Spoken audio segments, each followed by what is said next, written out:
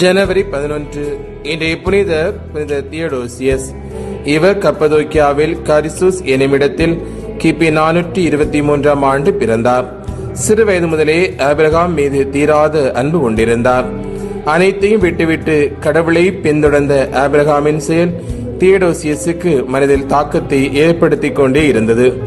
ஒருமுறை தியோடோசியஸ் எருசலேமிற்கு திருப்பயணியாக சென்றார். அங்கே புனித சைமன் ஸ்டைலைட் என்னும் துறவியை சந்தித்தார். பிறைபயன் அடைந்து ஆனந்தம் கொண்டார். துறவியாகும் பொருட்டு பெத்லகேமுக்கு அருகில் இருந்த துறவு மடத்திற்கு சென்றார்.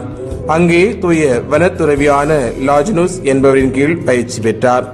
இறை துணையுடன் இன்முகத்துடன் பயிற்சி முடித்த தியோடோசியஸ் எருசலேம் மற்றும் பெத்லகேம் திருச்சபையின் தலைவராக நியமிக்கப்பட்டார். தமது ஆளுகைக்குள் இருந்த அனைவரையும் தந்தைக்குரிய பாசத்துடனும் தலைவருக்குரிய கட்டுப்பாட்டுடனும் அணுகினார். ஆனால் அந்த பொறுப்பில் நிறைவு ஏற்படாததால் வனத்துறவியாக வேண்டும் என்று முடிவு செய்து யூதா பாலைவனத்திற்கு சென்றார்.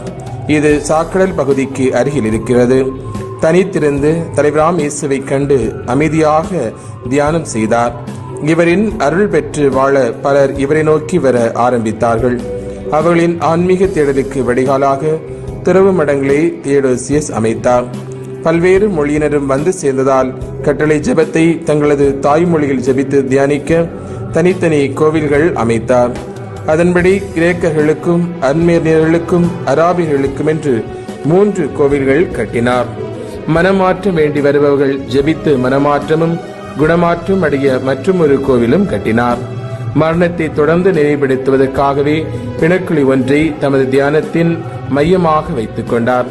தமது துறவு மடத்தின் விருதுவாக்கு மரணத்தை நினைவில் கொள்ளுங்கள், எப்போதும் பாவம் செய்ய மாட்டீர்கள் என்பதாகும். 5 மருத்துவமனைகள் கட்டினார். நோயாளிகள், மனநலம் பாதிக்கப்பட்டவர்கள், வயதின் முதிர்ச்சியால் நினைவிழந்தவர்கள் அனைவருக்கும் இந்த மருத்துவமனையில் முக்கியத்துவம் கொடுத்து பராமரித்து வந்தார்.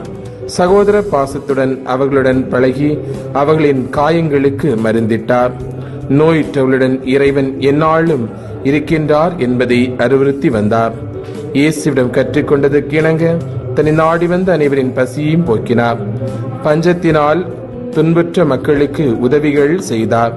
தமது இல்லம் கடவுளின் அன்பு இல்லம் என்றும் தமது வாழ்க்கை அருகில் இருப்பவர்களை அன்பு செய்வதற்காகவே என்றும் வாழ்ந்தார். இறைவனின் இதயத்தை தம்முள் இயங்க வைத்த தியோடோசியஸ் தமது 105ஆம் வயதில் 529ஆம் ஆண்டில் இறந்தார்.